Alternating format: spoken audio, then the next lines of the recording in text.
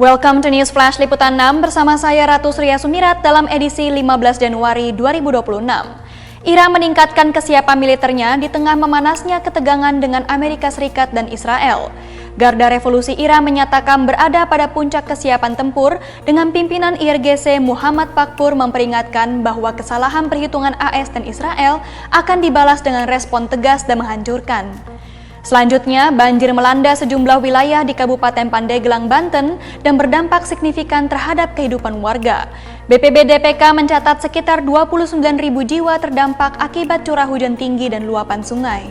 Iran meningkatkan kesiapan militernya di tengah memanasnya ketegangan dengan Amerika Serikat dan Israel.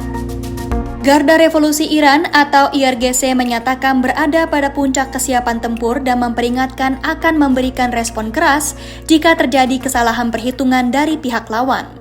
Pimpinan IRGC Muhammad Pakpur menegaskan bahwa setiap langkah keliru dari Amerika Serikat dan Israel akan dibalas dengan respon yang ia sebut tegas dan menghancurkan. Pernyataan tersebut disampaikan di tengah meningkatnya kekhawatiran akan eskalasi konflik di kawasan Timur Tengah. Sementara itu, Komandan Pasukan Dirgantara IRGC, Majid Musafi menyebut persediaan rudal Iran mengalami peningkatan signifikan pasca perang 12 hari dengan Israel pada tahun lalu. Ia menegaskan peningkatan tersebut merupakan bagian dari strategi pertahanan Iran menghadapi potensi ancaman militer. Di sisi lain, Amerika Serikat juga memperkuat sistem pertahanannya di kawasan. Komando Pusat Amerika Serikat dilaporkan membuka sel operasi pertahanan udara baru di Pangkalan Udara Qatar sebagai bagian dari langkah antisipatif. Presiden Amerika Serikat Donald Trump mengatakan pihaknya terus memantau perkembangan situasi di Iran.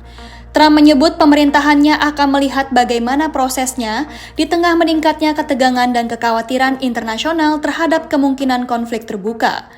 Ketegangan antara Iran, Amerika Serikat, dan Israel ini mendorong munculnya berbagai peringatan dari komunitas internasional agar semua pihak menahan diri dan menghindari eskalasi lebih lanjut.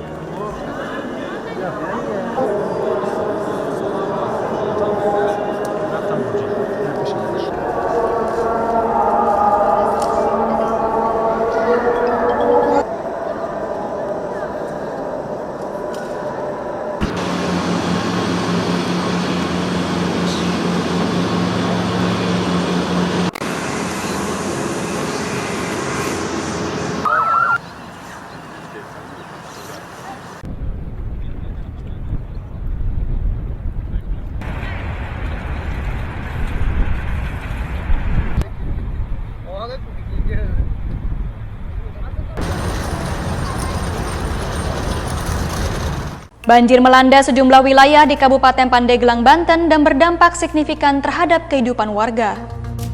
Badan Penanggulangan Bencana Daerah dan Pemadam Kebakaran Kabupaten Pandeglang mencatat sekitar 29.000 jiwa dari kurang lebih 7.000 kepala keluarga terdampak bencana hidrometeorologi tersebut. Salah satu wilayah yang mengalami dampak terparah berada di Kampung Terusan, Desa Sidamukti, Kecamatan Sukaresmi. Meski air di beberapa titik mulai surut, genangan setinggi sekitar 30 hingga 50 cm masih merendam rumah-rumah warga. Kondisi ini membuat aktivitas masyarakat terganggu, terutama dalam memenuhi kebutuhan sehari-hari. Sebagian warga memilih bertahan di rumah masing-masing sambil menunggu air benar-benar surut. Namun, tidak sedikit pula warga yang mengungsi ke lokasi yang dianggap lebih aman untuk menghindari risiko lanjutan.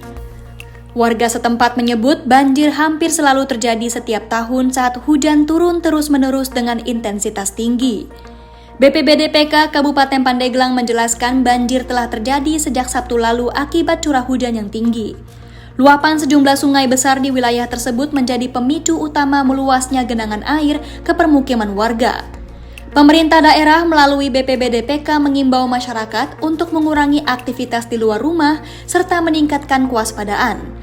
Pasalnya, wilayah Pandeglang saat ini memasuki puncak musim hujan, sehingga potensi bencana hidrometeorologi masih cukup tinggi.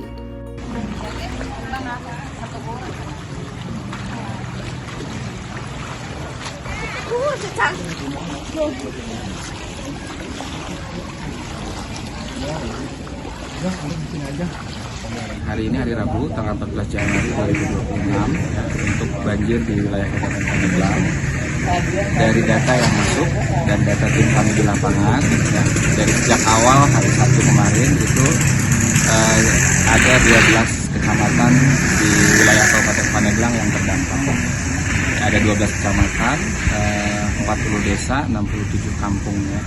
Tapi dari 12 kecamatan itu 7 kecamatan sudah berangsur pulih. Artinya ada yang sudah surut total, ada yang tinggal sisa genangan.